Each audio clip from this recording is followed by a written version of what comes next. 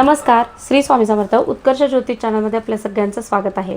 आजच्या या व्हिडिओमधून आपण जाणून घेणार आहोत नृसिंह जयंतीबद्दल विशेष माहिती। वैशाख महिन्यातील शुद्ध पक्षाच्या चतुर्दशी तिथीला नृसिंह जयंती साजरी केली जाते। नृसिंह अर्थातच भगवान श्री हरी विष्णूंचा एक महत्त्वाचा अवतार। त्यांनी हा अवतार धारण केला तो भक्त प्रल्हादाच्या बचावासाठी। भक्त प्रल्हादाच्या गोष्टी तर आपण जाणतोच, मात्र भक्त प्रल्हादाची जी काही भक्ती होती त्या भक्तीसाठी भगवान नारायणांना आजच्या दिवशी अवतार घ्यावा लागला आणि याच दिवशी नृसिंह जयंती उत्सव साजरा केला जाऊ लागला। तर प्रल्हादाला संकटातून मुक्त करण्यासाठी अवतार घेतला तो दिवस, म्हणूनच या दिवशी नृसिंह जयंती साजरी केली जाते। या दिवशी केलेल्या उपायांमुळे शत्रुपेढेच्या त्रासातून मुक्ती मिळते, तसेच वाईट शक्तींपासून संरक्षण देखील होते, विविध आजारांपासून सुटकाही मिळते। या दिवशी विविध उपाय केले जातात, या उपायांमुळे मनुष्याच्या जीवनात असलेले अनेक संकट निवारण होण्यास मदत होते। ज्यात प्रामुख्याने एखाद्या कुटुंबावर जर आर्थिक संकट असेल, एखाद्या व्यक्तीवर खूप जास्त कर्ज झालं असेल तर त्याला कर्जातून मुक्त होण्यासाठी या दिवशी काही उपासना सांगितल्या जातात। काही सेवा केल्याने व्यक्तीच्या जीवनातील कौटुंबिक सुखाची प्राप्ती देखील होते। यंदा 2026 मध्ये दिनांक 30 एप्रिल या दिवशी नृसिंह जयंती उत्सव साजरा केला जाणार आहे। चतुर्दशी तिथीला 29 एप्रिल रोजी रात्री 12:16 सुरुवात होईल, तर 30 एप्रिल 2026 रोजी रात्री उशिरापर्यंत असेल। दरम्यान पूजेचा जो काही कालावधी आहे तो कालावधी दिवसभर 30 एप्रिल या दिवशी असणार आहे।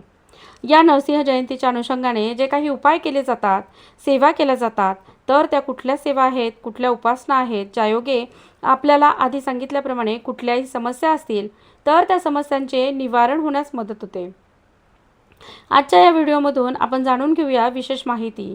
मात्र त्याआधी आपण जर अजूनही उत्कर्ष ज्योतिष चॅनलला सबस्क्राईब केलं नसेल तर ते आज अवश्य करा आणि हो, व्हिडिओ आवडला तर व्हिडिओला लाईक आणि शेअर करायला सुद्धा विसरू नका। पौराणिक मान्यतेनुसार वैशाख शुद्ध चतुर्दशी तिथीला भगवान श्री हरी विष्णू आपल्या प्रिय भक्त असलेल्या प्रल्हादाला संकटातून मुक्त करण्यासाठी नृसिंह अवतार धारण केला। भक्त प्रल्हादाबद्दल संपूर्ण माहिती आपण तर जाणतोच। भक्त प्रल्हादाचे वडील हिरण्यकश्यपू याला ब्रह्मदेवाचे वरदान होते की कुठल्याही मनुष्य, कुठलाही प्राणी किंवा कुठलाही दिवस न रात्र घरात न घराबाहेर अशा पद्धतीने मरण यावं।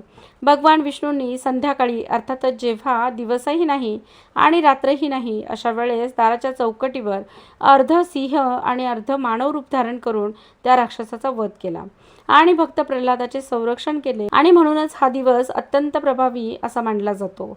या दिवशी जे कोणते उपाय केले जातात त्या उपायांमुळे भगवान श्री हरी विष्णूंकरवी साधकाची मनोकामना पूर्ण होते असे म्हटले जाते।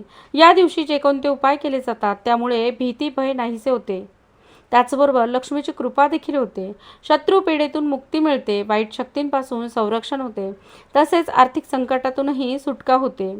या दिवशी केल्या जाणाऱ्या उपायांमुळे प्रामुख्याने ओम श्री लक्ष्मी नरसिंहाय नमः या बीजमंत्राचा 108 वेळा जप करावा। संध्याकाळी दिवे लागलेला शुद्ध तुपाचा दिवा देवाजवळ प्रज्वलित करून या बीजमंत्राचा जप करावा। एक माळ किंवा यथाशक्ती जप केल्याने भगवान नरसिंह आणि माता लक्ष्मी यांचे आशीर्वाद प्राप्त होतात व सर्व संकटांपासून व्यक्तीचे संरक्षण देखील होते। सकाळी किंवा संध्याकाळी धूत वस्त्र परिधान करून देवाजवळ आसनावर बसून हा जप करावा। माता लक्ष्मी आणि श्रीहरी विष्णू यांचे स्मरण करून हा जप केल्याने लक्ष्मीची कृपा आपल्या कुटुंबावर सदैव राहते। जप पूर्ण केल्यानंतर भगवान नरसिंह यांना मनोमन प्रार्थना करावी आणि आपली मनोकामना पूर्ण करण्यासाठी, संकट निवारण्यासाठी आशीर्वाद घ्यावे। जपाच्या अनुषंगाने व्यक्तीला मानसिक शांती मिळून जीवनात असणारे ताणतणाव कमी होण्यास मदत होते। कुटुंबात या बीजमंत्राचा जप केल्याने नकारात्मक ऊर्जा संपून सकारात्मक ऊर्जेचे स्रोत निर्माण होतात, त्यामुळे व्यक्तीच्या निर्णय क्षमतेत सुधारणा होते। त्या दिवशी सेवा करताना नृसिंह कवचाचे देखील आपण पठण करू शकतात। हे एक अत्यंत प्रभावशाली आणि शक्तिशाली मानले जाणारे स्तोत्र आहे।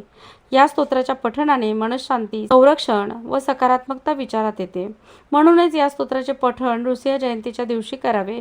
रोजही करत असाल तरी देखील त्याचे उत्तम फळ मिळतात। त्यानंतर पुढचा जो उपाय आहे तो उपाय म्हणजे या दिवशी दान करण्यालाही विशेष असं महत्त्व आहे, ज्यात प्रामुख्याने अन्नदान, वस्त्रदान हे महत्त्वाचे मानले जातात। या दिवशी गाईला गूळ आणि चण्याची डाळ खाऊ घालणं अतिशय लाभदायी मानलं जातं। नरसिंह अवतार हा श्रीहरी विष्णूंचा उग्र अवतार मानला जातो, ज्यामुळे तुम्ही जर शांत चित्ताने, श्रद्धेने त्यांचं ध्यान करत असाल तर भक्तांसाठी अत्यंत कृपाळू दयाळू असे हे वरदायी होतात, ज्या योगे भक्ताला भयातून मुक्तता मिळते.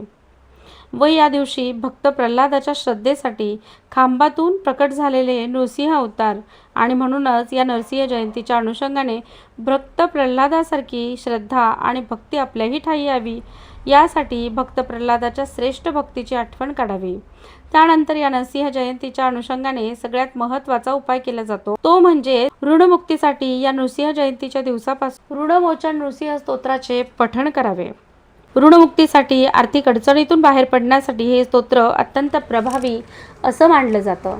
हे स्तोत्र संस्कृत किंवा प्राकृत दोन्हीही भाषेत उपलब्ध आहे. दोन्हीपैकी तुम्ही कुठल्याही स्तोत्र जे शक्य असेल ते अवश्य करावे.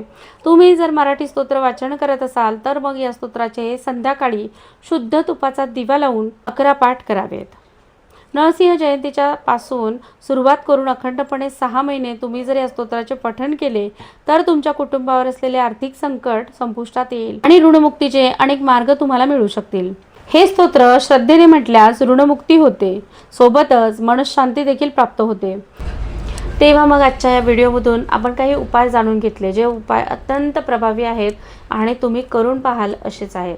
या सगळ्या उपायांमध्ये नाही सगळे उपाय करता आले तरी चालेल, एखादा उपाय करून बघा आणि तुमच्या जीवनातही असलेल्या अडचणी दूर करून घ्या. श्रद्धेने आणि भक्तीने आपल्या मनोकामना पूर्तीसाठी हे उपाय अवश्य करा. व्हिडिओ आवडला तर व्हिडिओला लाईक आणि शेअर करा. धन्यवाद. श्री स्वामी समर्थ.